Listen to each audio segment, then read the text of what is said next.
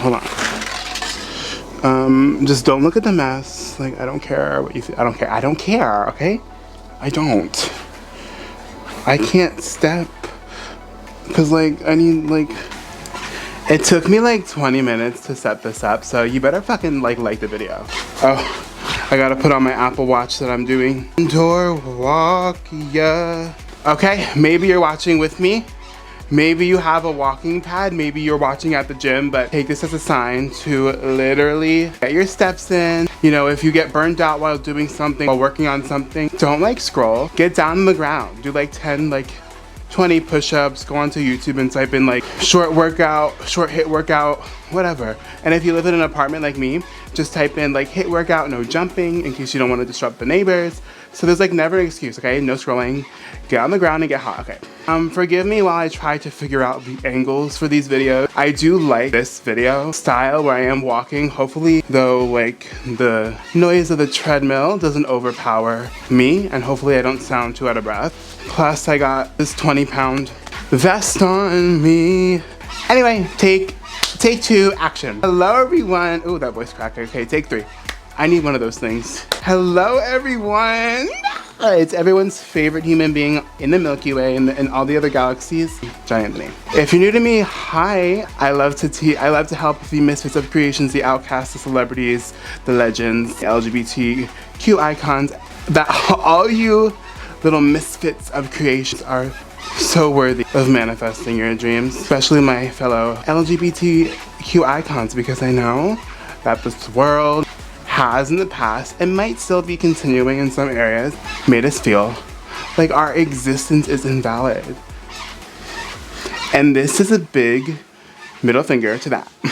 So if you're down for the crazy ride, if you were labeled a weirdo, an outcast, if you really felt like you didn't fit in anywhere in this world, hopefully this channel is a safe space for you. Go ahead and check out all my other social medias. More content from your favorite period. But no, in this video, I just wanted to literally riff off the top of my head while I'm walking how to deal with doubts, limiting beliefs, when manifesting. There's gonna be a lot to say. I'm kind of gonna go off. You guys know that I'm a long-winded talker. I can over-explain. So take what resonates, leave what does not. If something seems confusing to you, like drop me a comment. Be like, oh, can you explain this better or more in depth? Or, and maybe I can make it a whole separate video. You guys know I'm trying to get into daily uploading. With that being said, I am going to shout out my Instagram one more time because it needs help. So if you go over to my Instagram, it's the same as my TikTok, just johnanthonysavino. And go ahead and shoot me a follow if you like the content, if you find it funny, and if you do, just like maybe my most recent post so that you can show up on your feed. Yes, I'm asking for help. Okay, so let's get into this.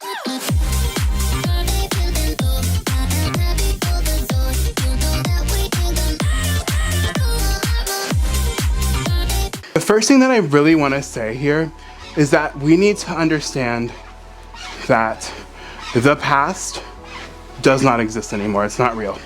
It's not real. The only way the past truly exists is in the body, right? We have the ability to think and produce memories.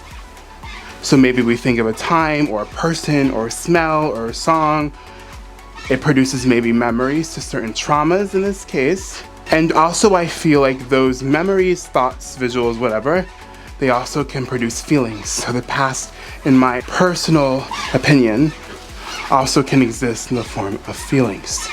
You get transported back in time and then you feel all those emotions again, right? But if you actually take a second to think about it, and it's so cheesy, but it's literally so true. The only time that we have is right now, in this moment. So, why am I telling you this? You get to choose. I'm telling you this because you get to choose the version of you that you want to be in each and every moment. Meaning you don't have to be so loyal to the version of you that suffered extreme bullying, that suffered an extreme unhealthy relationship with food, that suffered with, or suffers with maybe being trapped in your head like me, and that is maybe affecting the quality of life that you get to live, right? In whatever way We don't have to be so loyal to the versions of us that felt unworthy, that felt invalidated, that felt unvalidated or invalid or whatever the fuck the word is, okay? Or like we didn't matter, right? We didn't have a purpose. And you get to choose in each and every moment, instead of that, to be iconic, to be legendary, to identify as talented or attractive or fit or productive or beautiful or handsome or like all those things, obviously. And all those things really do come down to self-concept or self-image or how you see yourself. But first point is, no one is telling you that you still have to walk around in this I'm a loser mentality. And my coworker actually made a really good point, because we were just talking, I was just being honest with like the guy problems that I'm going through, and he was just really like he said something, and it was like, like the world already does enough beating us down. We don't need to help them do it ourselves too, you know what I mean? So you should always try to be, me saying try because everyone knows that I struggle with this, but we have to be kind to ourselves. We have to be our biggest hype man. We have to treat ourselves like our own best friend as well, our own soulmate as well. That's the first thing. You get to choose who you're being in each and every moment. Now, some people in the manifestation community don't think that there's a real big importance to healing. So when I say healing, I mean all the healing modalities, right? Or sometimes I call them nervous system regulation. It's the same thing. The breath work, the yoga, the yin yoga, the guided meditations, the self-hypnosises, the EFT tapping, the qigong, the journaling, the working out. Some people in the manifestation law of ascension community think that all that is pointless. Over here, I definitely don't think it's pointless, especially if you're someone that has been through trauma. The truth is, if you have been through trauma or any sort of stressful environments, especially if that's all you've known kind of growing up and going through life, your body's going to enter fight or flight. We literally know this. If we don't have the rituals and systems and modalities in place to help our body feel safe, you're just going to be running amok all throughout the world.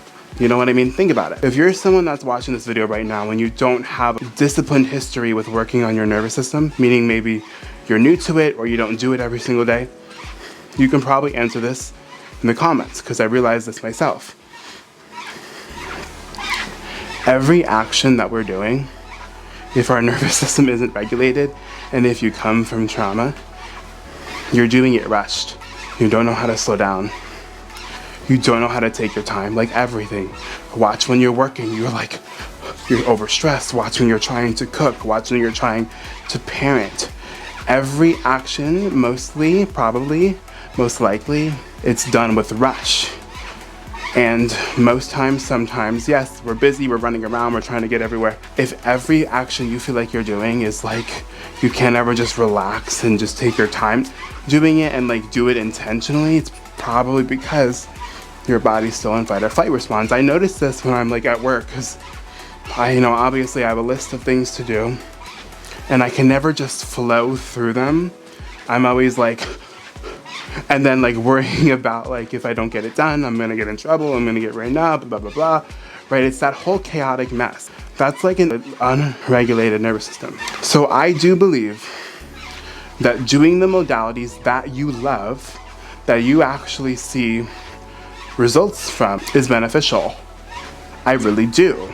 I also look at those things that I just told you as energetic hygiene. So what do I mean by that? Obviously all those techniques I just said are nervous system regulation. So it calms your body. But what it also does, in my opinion, calms the body and brings you back into your own energy.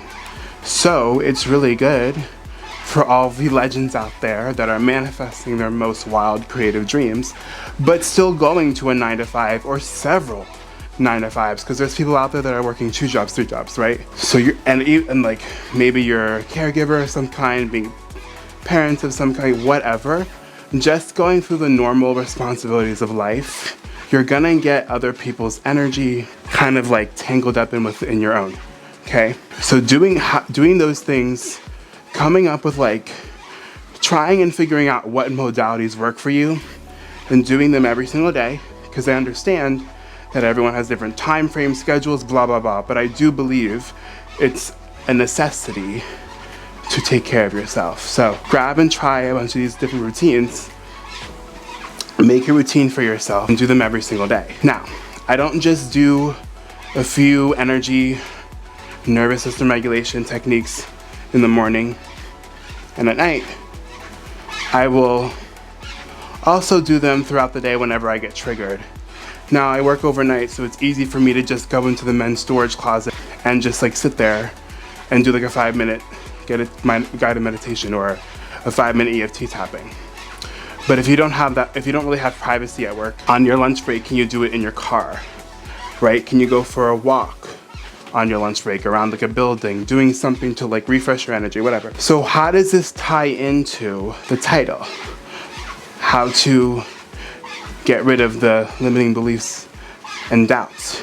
Limiting beliefs and doubts don't really come from us. They're not ours. Most likely the negative voice in our heads is coming from some sort of society, some sort of parent or caregiver.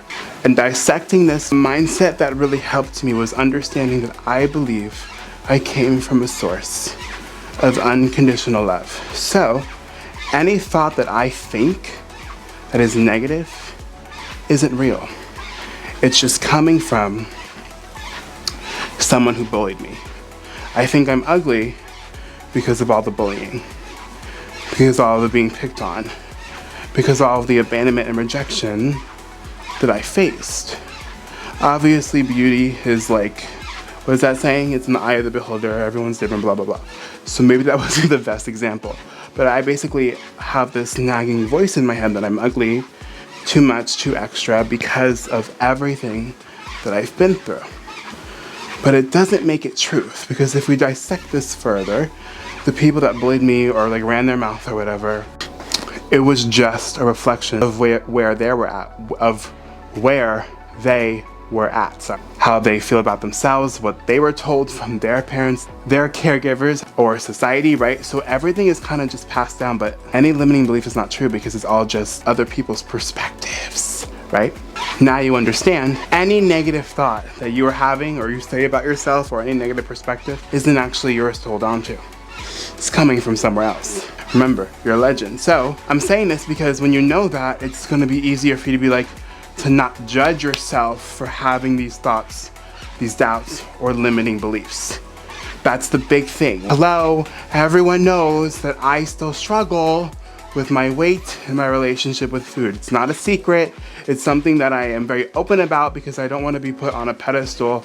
I don't want to pretend or lie or seem like I have a perfect life because I give advice. Of course, I have thoughts of more than I would like throughout the day that still berate my weight. What I am doing and what I'm learning is to just, number one, when I get like this, if it's like a fleeting thought, I'm really good at like not judging myself for having that thought. I'm really good at just letting it pass by like a cloud, because I've come to realize, like I just said, that any negative thought isn't real. That's not a real thought, that's not truth. It's coming from some sort of perception that I have, or what someone told me or how someone made me feel. Doesn't mean it should be true about how I feel about myself. But if it's a spiral, more of like an anxiety attack type of thing, the spirals are really triggered by scrolling on social media. If I scroll on Instagram and I see a hot guy with abs that's going more viral than me because I feel like they're boring and they're viral just because they're skinny and conventionally attractive, I will spiral. My phone is like the biggest contributor to like my spirals, my panic.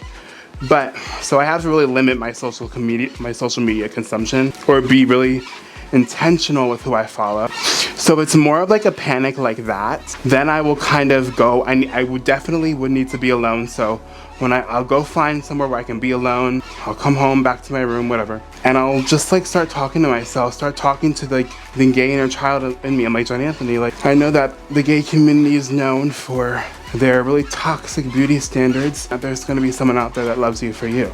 And you're going into the gym every day, you're getting your steps in every day, you're moving every day. Like you're doing the things. You know, you may not have your dream washboard abs right now, but you're doing the things. And you have an amazing personality.